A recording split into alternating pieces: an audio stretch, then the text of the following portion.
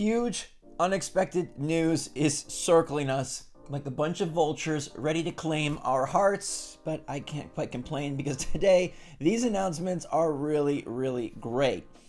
Good morning, Mario, and good morning, Switch fans. Hope you're all doing fan-freaking-tastic out there. I think the blonde may be returning. The blue might take a holiday pause. That's my fun life update for you. Hopefully you got a cool life update, and if not, hang in there. I'm sure one is coming. Nintendo is coming up on the end of a generation. No matter what anyone wants to say, no matter what Furukawa wants to say, it's clear that a new console is in the works. Now, that's not what today's big news is about. In fact, no, it has nothing to do with Switch 2, but I did want to kick things off with a little discussion on how Nintendo posted this picture about supporting long-term relationships with our consumers. Purchase history, save data, friends, and experience data. The first two are very intriguing because if Nintendo account is going to hold purchase history and save data for a long time, what does that tell you? That tells you that backwards compatibility is something Nintendo has definitely taken into account and is definitely planning to do. I mean, you can read into this however you want, but why else would you save purchase history and why else would you save data in your Nintendo account to transfer to a new platform if it wasn't going to allow you to play those games previously?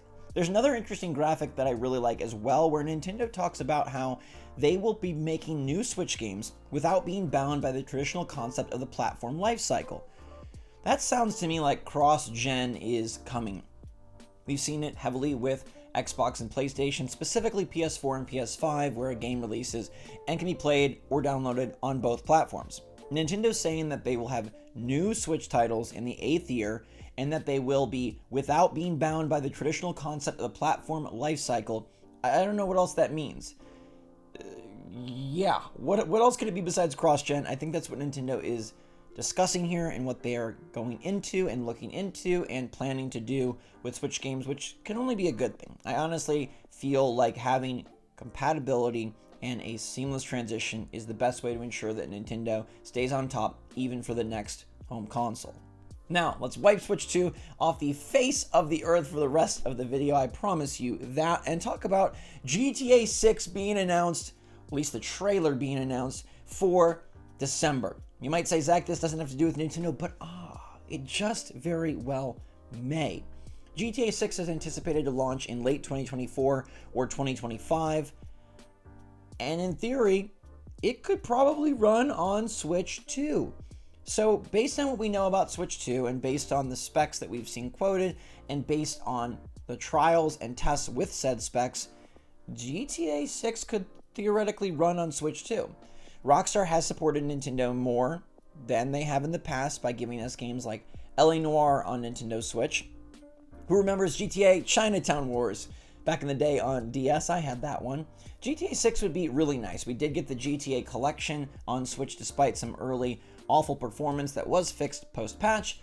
I think this is possible. And it's also just big news because this is the biggest game in the industry. No matter what franchise you're a fan of, nobody can argue that after 10 years, GTA 5 is a giganaut. It is absolutely one of the biggest, best-selling, hugest video games to ever exist. The trailer for GTA 5 was revealed in 2011, so it has been 12 years since a trailer, 10 years since a game. The anticipation has been boiling for a decade. People that played GTA 5 when they were 14 are now almost 25 years old. People that played GTA when they were 25, GTA 5, are now approaching 40. It has been forever, over a generation, and this is a monumental thing for the industry as a whole, and it really could impact Nintendo this time around, which would be crazy and cool. I suspect we'll see the trailer at Jeff Keighley's Game Awards. He was tweeting excessively this morning, and man, that would be a massive get for him and for the show to debut GTA 6 out there in LA in early December. I think it's the 7th, 8th, or 9th. But that is not all in terms of big news, because Nintendo announced their next foray into the Filmiverse, a Zelda live-action movie. Now, I do have some issues with some of their decisions, but Miyamoto tweeted, "This is Miyamoto," and you know when he says that, good things are about to brew. A live-action Legend of Zelda movie is in the works with Sony Pictures. All right, so this is taking sort of a skip in a different direction after the Mario movie with Illumination, although I fully expect that they're well on their way to the sequel or the spin-off in that animated franchise. This is going to be a live-action franchise directed by Wes Ball, who is best known for directing the Maze Runner trilogy and is currently directing Kingdom of the Planet of the Apes. He's taking over that franchise for the new installment. We just got a trailer for that. Avi Arad is going to be the producer. He's made Spider-Man Across the Spider-Verse, Uncharted, Iron Man, and more. There's some problematic ties and issues with Avi Arad. I won't really go into them, but you can Google if you would like.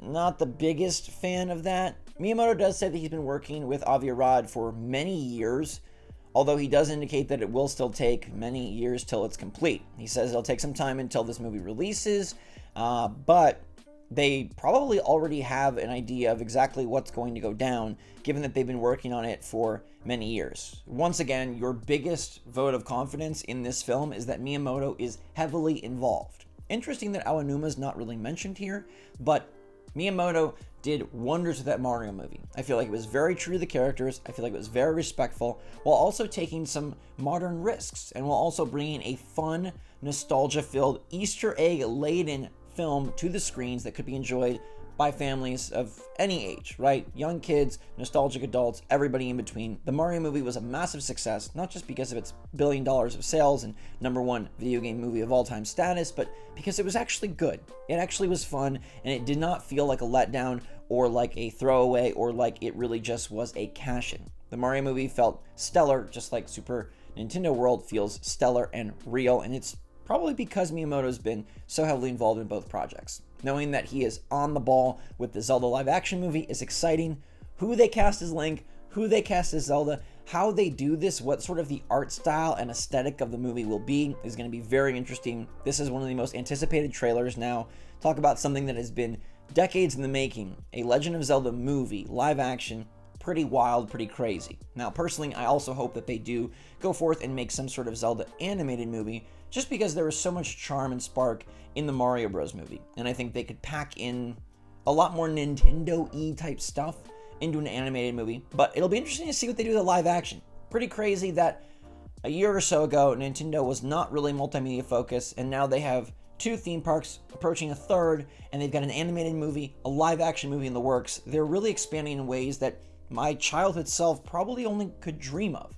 The Switch's success has built so much for this company, and now the success of the theme park, the first Mario movie, and more, the sky's the limit. I'm very excited to see where they go from here, and if their next console is coming, theme park expansions are coming, live action movies are coming, Nintendo is about to take the largest role in your life that it's ever had, and that's very cool. In some ways, we're living in the worst timeline, and in some ways, we're living in the best timeline. This Zelda movie may be a weird timeline, but I think there's a chance they could pull it off. I don't think it'll be as good as the Mario movie if you want a prediction from me, but I'm hopeful. We'll have to see who they roll with as their cast. I feel like that's going to be the biggest decision, although the Mario Bros. Movie had a completely off-kilter, weirdo cast, and it worked. So, who knows? Trust in Miyamoto. That's what we got to do around here. Until next time, everybody, let me know your take in the comments down below. Do you think GTA 6 can make it to Switch 2? Because I do. How do you feel about a live-action Zelda and Nintendo really laying the groundwork for a great transition to Switch 2 with their purchase history and save data continuing forth, and Switch games living outside the traditional bounds of a console generational cycle. In the meantime, stay safe, stay healthy, stay happy, stay positive out there. Love y'all lots. SwitchForce out.